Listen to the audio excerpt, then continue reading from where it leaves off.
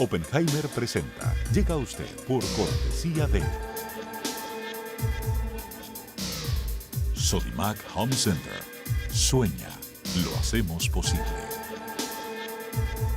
En Buenos Aires, Argentina, UADE. Una universidad con pasión por enseñar. UADE, una gran universidad. Arcos Dorados.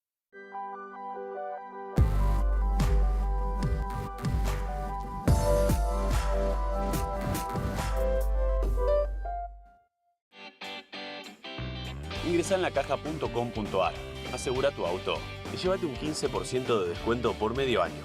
La Caja, así de simple.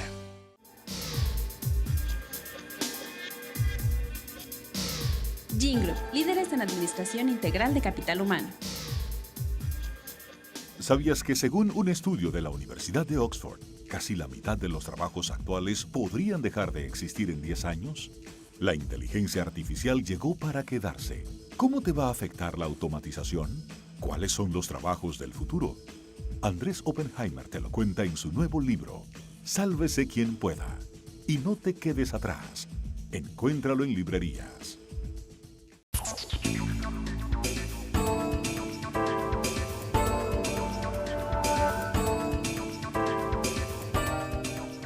Hola, ¿qué tal? Soy Andrés Oppenheimer. Gracias por estar con nosotros y espero que estén sanos y respetando las distancias para no contagiarnos. Todos tenemos que tomar esta crisis, esta pandemia del coronavirus muy, pero muy en serio. Como lo pueden apreciar, nos estamos sumando a este distanciamiento social que se requiere en todos nuestros países y estamos haciendo este programa desde mi casa, desde mi oficina, que es mucho más chica de la que se imaginan. Hemos improvisado un pequeño estudio aquí y vamos a tener a todos nuestros invitados por Skype. Esto de trabajar en casa, de experimentar, de innovar, es lo mismo que están haciendo muchos de ustedes. Y esto va a acelerar muchísimo una tendencia de la que venía hablando en mis libros más recientes. La tendencia al trabajo a distancia, a la educación en línea, a la telemedicina, al comercio electrónico, a todo lo que tenga que ver con la economía digital. Toda esta tendencia se va a acelerar enormemente con la crisis del coronavirus, porque cientos de millones de personas en todo el mundo ahora están trabajando desde sus casas, estudiando desde sus casas, y bueno, cuando se termine esta crisis, que se va a terminar, esperemos que pronto, esto va a haber cambiado la forma de trabajo de muchísima gente y esa improvisación que estamos haciendo todos nosotros en este momento, se va a convertir en muchos casos en la nueva normalidad. Hoy vamos a hablar de todo esto con la profesora de la Universidad de Harvard, Cedal Neely, que viene estudiando el trabajo a distancia desde hace 20 años y tiene una opinión muy optimista sobre cómo va a transformar para bien esto las vidas nuestras, de la gente, de las empresas, de las familias, de los países. Y después, para escuchar el otro lado de la moneda, vamos a tener desde México al ex rector de la UNAM, de la universidad más grande de América Latina, y ex secretario de Salud de México, el doctor José Narro. El doctor Narro tiene una visión menos optimista de la que la tiene la profesora Neely. Él dice que el aumento del trabajo a distancia va a ser bueno para los países ricos, va a ser bueno para las clases medias y medias altas de los países emergentes, pero no va a ser bueno para los pobres, no va a ser bueno para quienes no tienen un laptop, no tienen una buena conexión de internet, no tienen una buena educación. Y más tarde en el programa vamos a Argentina, vamos a tener con nosotros al reconocido psiquiatra y psicólogo argentino y director del programa de psicología de la Fundación UADE, el doctor José Abadi. Él dice que ante esta crisis del coronavirus hay lo que él llama un miedo útil y hay lo que él llama un miedo inútil y un pánico inútil. Vamos a preguntarle lo que quiere decir con eso. Empecemos con la profesora Neely, con la doctora Cedal Neely de la Universidad de Harvard. Profesora Neely, gracias por estar con nosotros. Profesora, una encuesta de Gallup del 2017, si mal no recuerdo, dice que el 43% de los estadounidenses ya ha trabajado parcialmente desde su casa y un 5% lo hace full time, lo hace de tiempo completo ya hoy. Mejor dicho, hace 2 años cuando se hizo este estudio. ¿Hasta qué punto cree usted que esta tendencia al trabajo en casa se va a acelerar por esta crisis del coronavirus que está haciendo que, como decíamos antes, millones de personas estén trabajando y estudiando desde sus casas? ¿Hasta qué punto se va a acelerar esta tendencia? I think it's going to accelerate it tremendously. Creo que va a acelerarla tremendamente. Lo que estamos viendo en todo el mundo es que muchas empresas han enviado a millones de trabajadores a sus casas para experimentar con el trabajo a distancia. Incluso a las personas que generalmente no pensarías que tienen el tipo de responsabilidades que puedes hacer fácilmente desde casa. Las empresas han tenido que ser muy creativas para pensar en cómo hacer cierto tipo de tareas desde el hogar y realmente esto va a cambiar la forma de trabajar y las colaboraciones entre las personas. No tengo dudas de que esto va a crear patrones de trabajo diferentes y estas cifras realmente aumentarán después de que todo esto pase. Sí, creo que realmente acelerará esta tendencia. En general, ¿la gente es más productiva o menos productiva cuando trabaja desde su casa? In general, En general, en los buenos momentos, las personas dicen que son más productivas cuando trabajan desde el hogar. Y esto es por un par de razones. Número uno, el viaje hasta el trabajo. Es decir, desaparece el hecho de tener que desplazarnos para llegar a la oficina. Normalmente, cuando trabajas en tu casa, te levantas, te preparas y te pones a trabajar muy fácilmente. Te toma muy poco tiempo. Entonces, solo por esa razón, eres más productivo y las personas comienzan a encontrar su propia forma de trabajar dentro de los límites del hogar y dicen que tienen menos interrupciones, manejan su tiempo de manera diferente y cada persona que se ha acostumbrado a trabajar desde casa ha dicho que es mucho más productiva. En realidad, la gente ha estado trabajando desde casa desde hace unos 20 años. No es algo nuevo, pero hoy es más popular debido a la pandemia.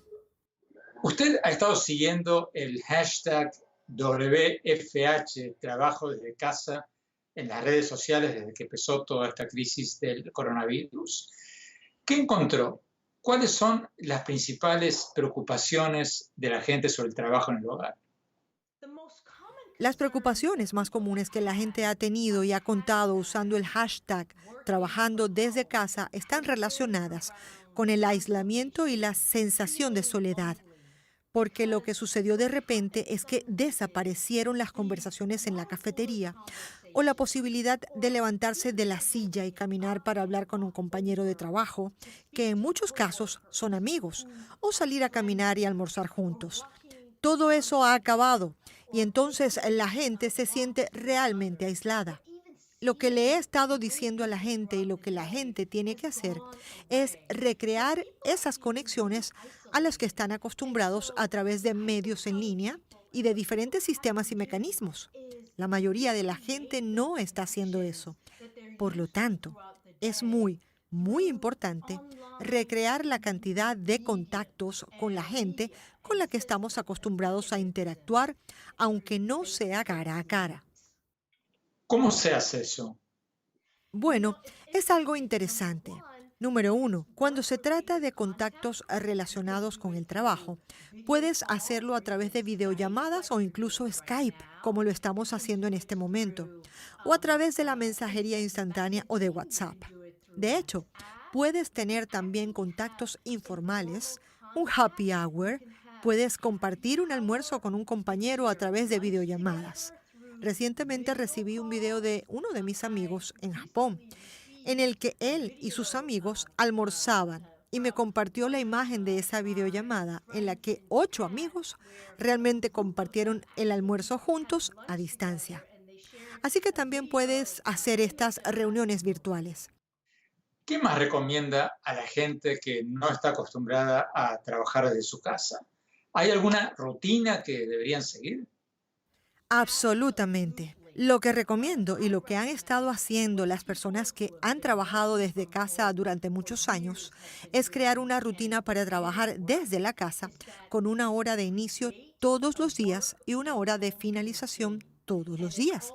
Por lo tanto, debes despertarte a la misma hora todos los días. Tienes que ducharte. Y sí, tienes que hacerlo todos los días. Tienes que vestirte todos los días. No tiene que ser el mismo tipo de ropa que sueles ponerte cuando vas al trabajo, pero debes vestirte todos los días y luego debes ir a ese lugar cómodo designado para comenzar tu día de trabajo.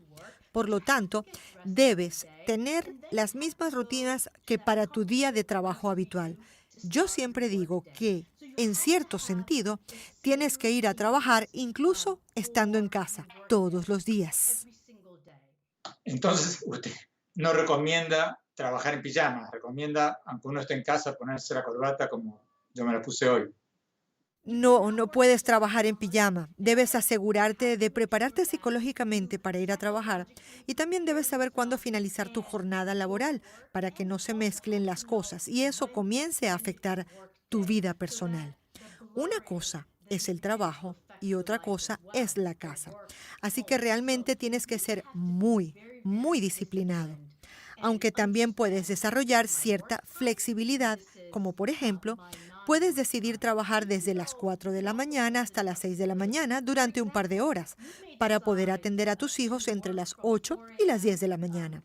Por lo que estamos viendo también con el coronavirus es que muchos niños están en la casa y muchas familias están tratando de ver cómo trabajar y al mismo tiempo asegurarse de que sus hijos están siendo educados. Por lo que también hay cierta flexibilidad que necesitamos incorporar en estos tiempos de crisis. Tenemos que ir a un corte. Cuando volvamos, vamos a preguntarle a la doctora Neely cómo tienen que hacer las empresas, los gerentes, para asegurarse de que la gente esté trabajando en su casa y cómo va a afectar esto a los países latinoamericanos. No se vayan, ya volvemos. Sueña con ser el papá que tiene las herramientas para hacerlo todo. Busca, encuentra, compara.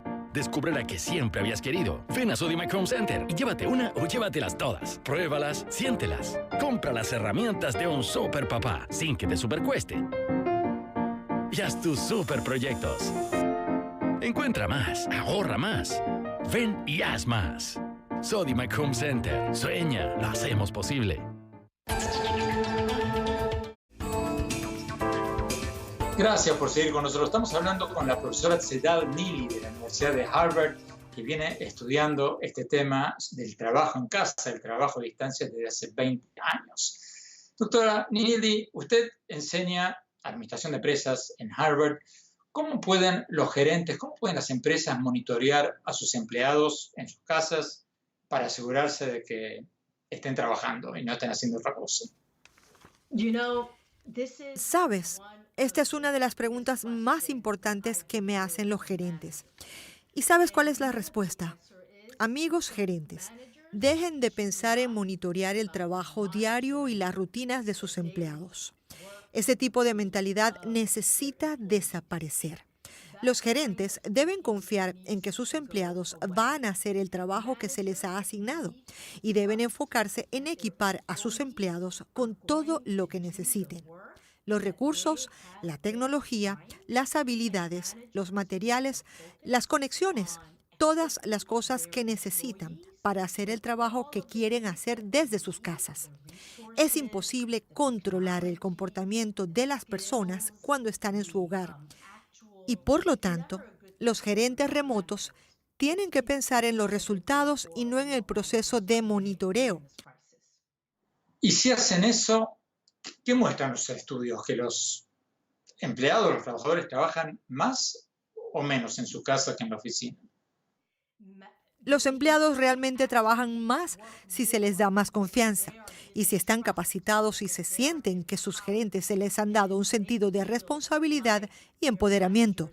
Hacen más, producen más y se sienten responsables de lo que se les ha encomendado.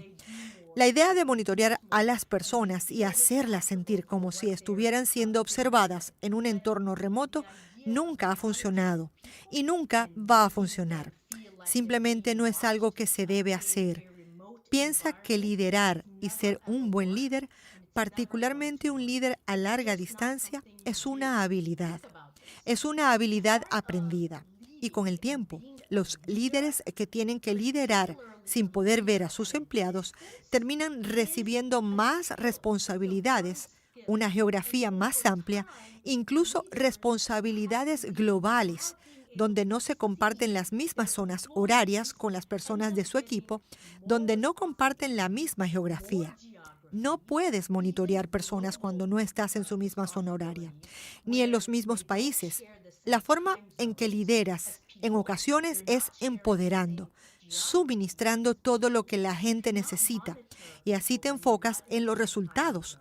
Y si las cosas no funcionan, entonces haces correcciones.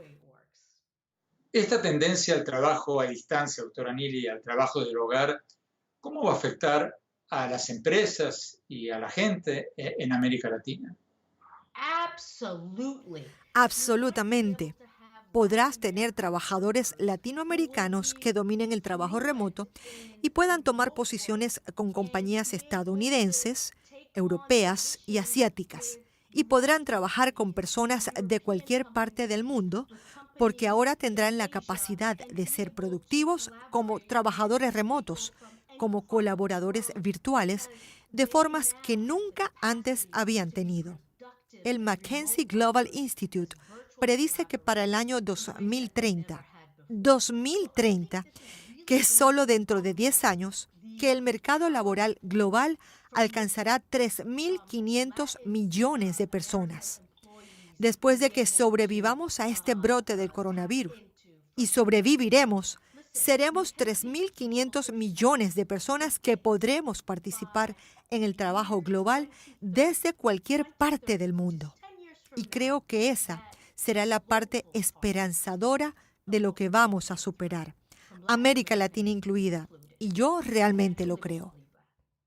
Muchas gracias, doctora Neely, gracias por estar con nosotros. Vamos a un corte y después vamos a ir a México. Vamos a hablar con el doctor José Narro, exsecretario de Salud de México, exrector de la UNAM, de la universidad más grande de América Latina. El doctor Narro tiene una visión un poco menos optimista que la profesora Neely sobre el impacto del trabajo a distancia, por lo menos en América Latina. No se vayan, ya volvemos.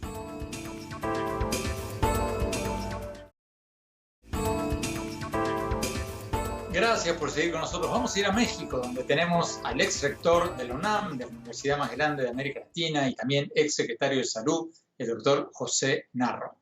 Además de ser uno de los académicos más reconocidos de América Latina, es médico. Don Narro, gracias por estar con nosotros. Doctor, acabamos de entrevistar a la doctora Tsedal Neely de la Universidad de Harvard, que viene estudiando este tema del trabajo en el hogar desde hace 20 años.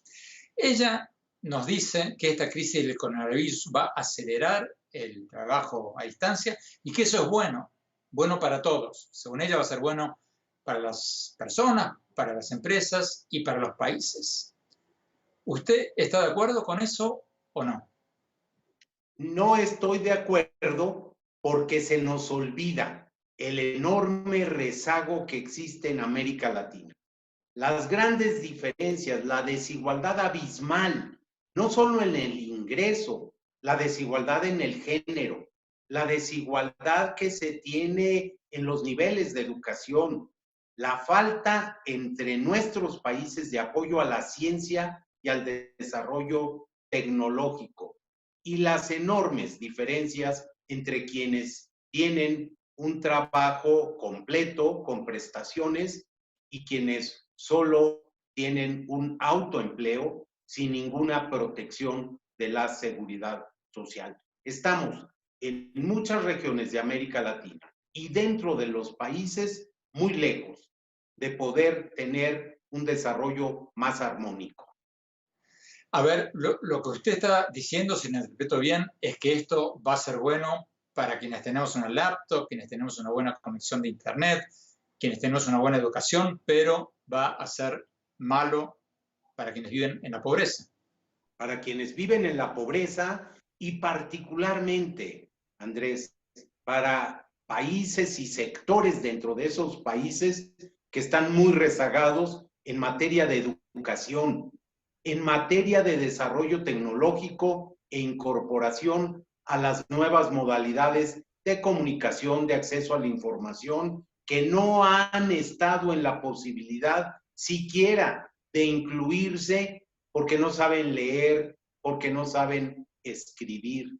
Hay sectores muy importantes. En México, por ejemplo, se estima que hay más de 4,5 millones de personas que tienen 15 años o más que no saben leer ni escribir. Para ellos, la brecha se va a ampliar y es obligación, es responsabilidad de los gobiernos promover su inclusión. De otra manera, el rezago va a ser todavía mucho más fuerte. Doctor Narro, la doctora Nili argumenta de que por lo menos para quienes vivimos en las grandes ciudades, que somos la gran mayoría de la población en la mayoría de los países, esto va a ser bueno, porque la gente, al no tener que ir a la oficina, al poder trabajar en su casa, se va a ahorrar más de 1 hora, 2 horas por día de viaje en el tráfico de las grandes ciudades. Eso nos va a dar más tiempo libre, eso va a ayudar a descongestionar las ciudades, va a mejorar el tema ambiental. O sea, va a ser la vida más fácil, por lo menos para los sectores que no son los que usted se refería recién, no son los sectores más pobres. ¿Cierto o falso? Claro, es absolutamente cierto eso. Imaginemos aquí en la Ciudad de México, en el área metropolitana, más de 20 millones de seres humanos en el área conurbada de la Ciudad de México, gente que tiene que trasladarse 2 horas en la mañana para llegar de su casa a su trabajo y 2 horas de regreso en la tarde. Por supuesto que sería extraordinario el tener esa posibilidad, pero ¿qué hacemos, Andrés? Con 56% de la población económicamente activa en México que trabaja en la informalidad. Entonces, no quiero ser aguafiestas. Los gobiernos tienen que trabajar intensamente para incluir a la gente, para resolver el problema de la economía informal, de los trabajos no completos, del rezago escolar, del analfabetismo, de la falta de inversión en ciencia y tecnología. Hay una enorme tarea. La posibilidad es maravillosa. Está al alcance de nuestras manos, sí, y solo sí somos capaces de resolver esa enorme brecha de desigualdad que alcanza al género, a las mujeres, que alcanza a las personas sin educación y que sin duda alcanza a personas que viven con discapacidad o a los grupos minoritarios. Tenemos que ir a un corte, no se vaya, doctor Narro. Cuando volvamos, quiero preguntarle cómo ve usted las medidas que está tomando o dejando de tomar el presidente de México. Y más tarde en el programa vamos a hablar con el conocido psiquiatra y psicólogo argentino José Abadi. No se vayan, ya volvemos.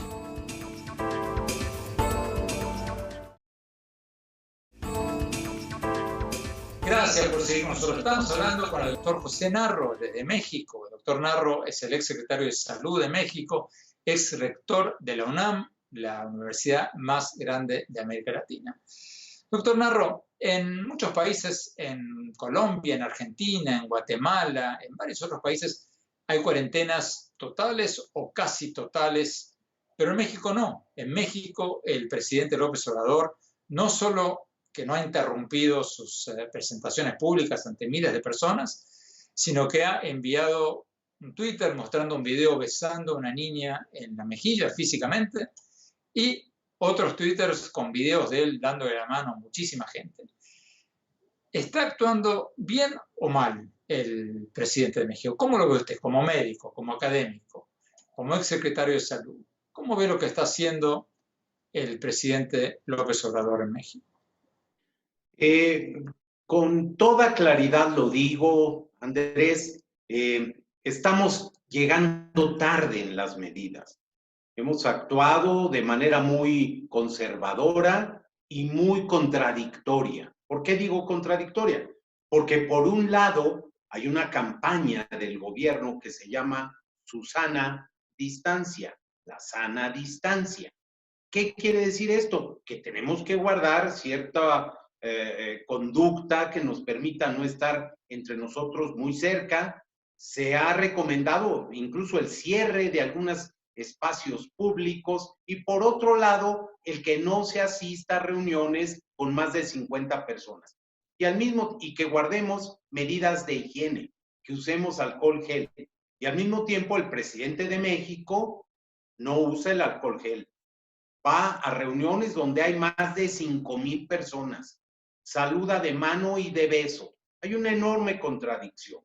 Llegamos tarde a las medidas y estamos siendo contradictorios. La autoridad sanitaria ha brillado, pero por su ausencia. Ahora, doctor Narro, el presidente de México dice que él está siguiendo las indicaciones de los científicos y que todo esto se ha hecho durante la fase 1 en México y que él, cuando los científicos le digan que deje de hacerlo, lo va a dejar de hacer. ¿Tiene razón en ese argumento o no el presidente de México? No tiene razón, porque al mismo tiempo los gobiernos de varias entidades federativas, la Ciudad de México, entre ellas, ha hecho otro tipo de recomendaciones y ha cerrado el acceso a algunos de los servicios públicos. Bares, por ejemplo, están cerrados o cerrándose. Estamos actuando de manera muy contradictoria, confundiendo a la población y no identificando oportunamente, que esto es lo más importante ahorita, identificar tempranamente los casos, estudiar los contactos y, como dijo el director general de la Organización Mundial de la Salud, test, test, test. Pruebas, pruebas y más pruebas para identificar a los casos y a los contactos. No lo estamos haciendo. Somos uno de los países que menos pruebas ha hecho y esta epidemia solo se podrá resolver con el conocimiento científico, no con medidas casi mágico-religiosas. Doctor José Narro, en México, muchísimas gracias por haber estado con nosotros. Vamos a un corte y cuando volvamos vamos a Argentina. Vamos a hablar con el reconocido psiquiatra y psicólogo argentino José Abadi. No se vayan, ya volvemos.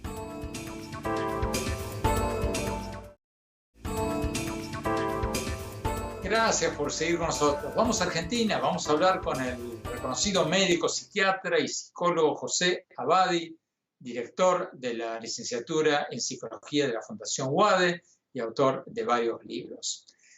Doctor Abadi, usted ha dicho que ante esta pandemia del coronavirus hay que decirle que sí al miedo útil y decirle que no al miedo inútil. ¿Qué quiso decir exactamente usted con eso? Sí, es una expresión que tuve que debe haber sido evidentemente muy acertada porque tuvo mucha resonancia aquí en nuestro país, Andrés, en varios medios. Y lo que pretendo es exponer la utilidad, lo sensato, el aliado que es el miedo útil. Es decir, el miedo es distinto a la temeridad y a la irresponsabilidad. El miedo útil nos permite dimensionar a nuestro rival, a nuestro enemigo, a la situación peligrosa que estamos enfrentando y adoptar las medidas útiles, las medidas que sabemos que pueden, porque así lo hemos aprendido, llevar a un buen puerto. El miedo útil nos protege. En cambio, cuando el miedo útil se desplaza hacia el pánico es una vivencia inútil. El pánico bloquea, distorsiona, las conductas que tomamos son ineficaces, quedamos paralizados. El miedo útil está asociado a la valentía y al coraje, Andrés. El pánico es una vivencia regresiva infantil que nos aísla, pero de un modo negativo. Ahora, doctor Abadi, ¿hay evidencia científica de que el tener lo que usted llama este pánico inútil al coronavirus puede producir un estrés que acelera o produce incluso enfermedades como el coronavirus, o eso es una especulación de sentido común más que el fruto de estudios académicos o científicos?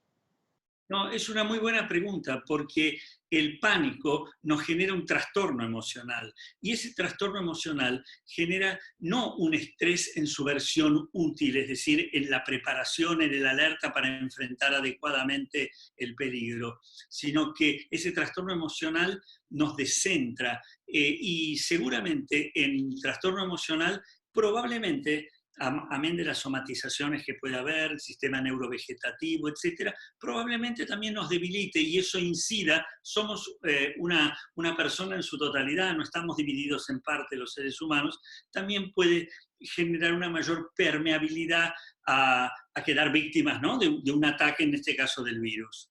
Finalmente, doctor Abadi, ¿qué nos recomienda para ser más soportable y menos dañino para la salud mental este aislamiento producto de esta pandemia? Mire, yo le diría 3, 4 cosas que son importantes, si me permite, Andrés. Una de ellas es, sí, vuelvo a insistir porque es muy importante, sí al miedo útil, no al pánico inútil. Esto quiere decir no caer en la negación, porque muchas veces inconscientemente la negación lo que opera es como dar por inexistente a la enfermedad. No, reconozcámosla, con eso tiene que ver el miedo útil. 2, no recurrir a defensas omnipotentes, es decir, suponer que somos superhombres invulnerables, porque eso lo único que hace es dejarnos más expuestos. Aceptemos nuestra vulnerabilidad y así sabremos protegernos aliados al miedo útil. 3, sacar ciertos fantasmas, que son por supuesto inconscientes, se lo digo desde lo psicoanalítico, Andrés, de vivir esta pandemia como si fuera un castigo divino. ¿De qué estoy hablando? Y de las famosas, de los mitos clásicos, de aquella idea de que las pestes son el resultado de un pecado, de una transgresión que llevamos a cuestas, y que lo que estamos entonces es pagando esa cuenta que está pendiente. Culpa, castigo, pecado, no. Esto es una enfermedad, una pandemia. El virus del coronavirus es lo que se ha convertido en nuestro enemigo, podemos llamarlo así. No es una guerra, Andrés, no me gusta nada toda la cantidad de comparaciones que se hace con la guerra, le diría casi permanentemente. No es el hombre contra el hombre, no es la voracidad, la ambición, la perversión del poder. No, es una enfermedad que si queremos asociarlo a algo sería un desastre natural, pero que nos permite a nosotros, a través de estos instrumentos y haciendo, que es el otro consejo, seleccionar la calidad y cantidad de información recibida. Le explico, Andrés, por ejemplo, no escuchar cualquier noticia, las famosas fake news, seleccionar las personas que están capacitadas para brindar información y en la medida que nos resulte útil. Si quiere una metáfora gastronómica, no a la desnutrición ni al empacho. Tenemos que ir a un corte. Cuando volvamos, mi opinión sobre cómo esta crisis del coronavirus va a acelerar la revolución tecnológica que ya venía de antes hacia el trabajo en casa, hacia la educación en línea, hacia la telemedicina, hacia el comercio electrónico, hacia todo el mundo de la economía digital. No se vayan, ya volvemos.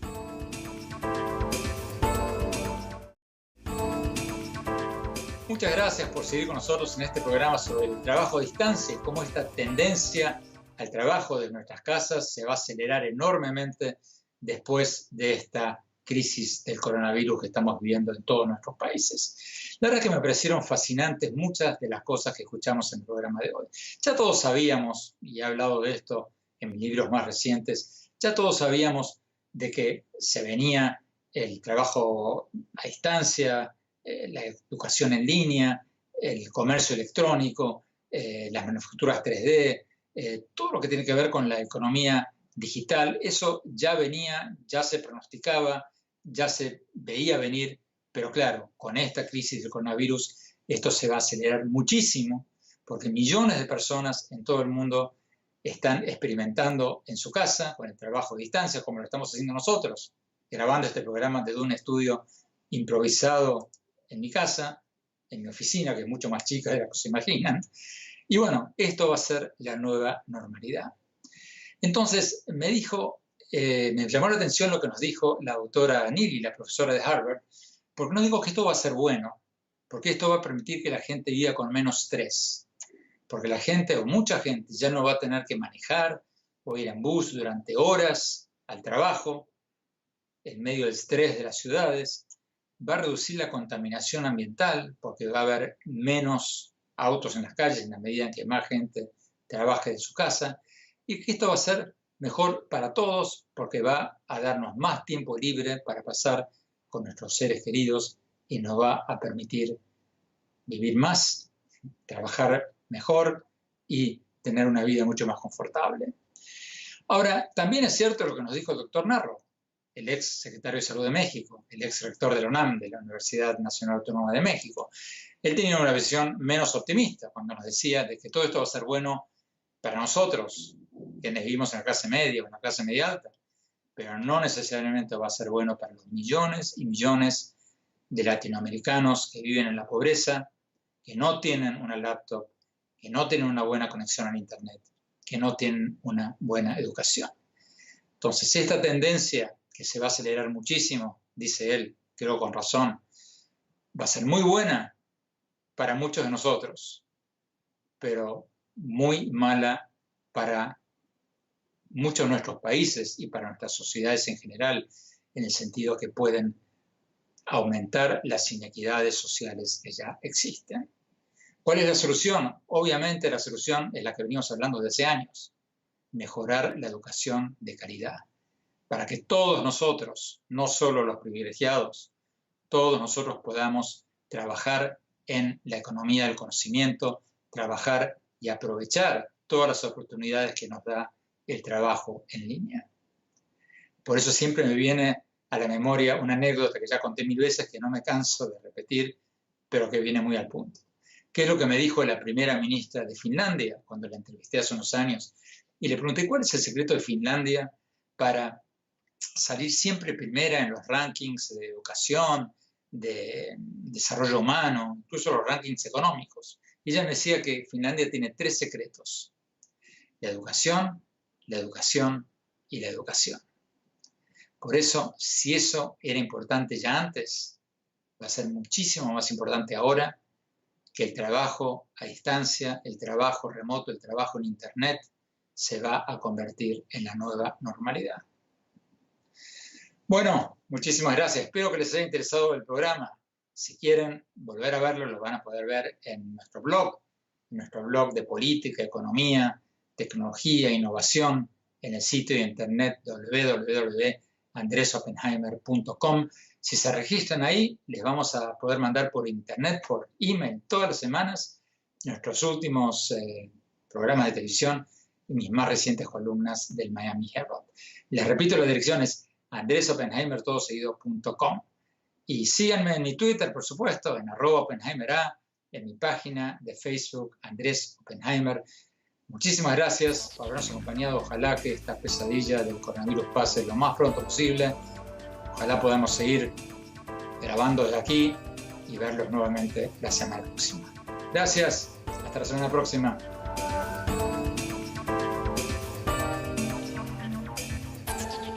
Oppenheimer presenta. Llega a usted por cortesía de Sodimac Home Center. Sueña. Lo hacemos posible. En Buenos Aires, Argentina, UADE. Una universidad con pasión por enseñar. UADE, una gran universidad. Arcos Dorados.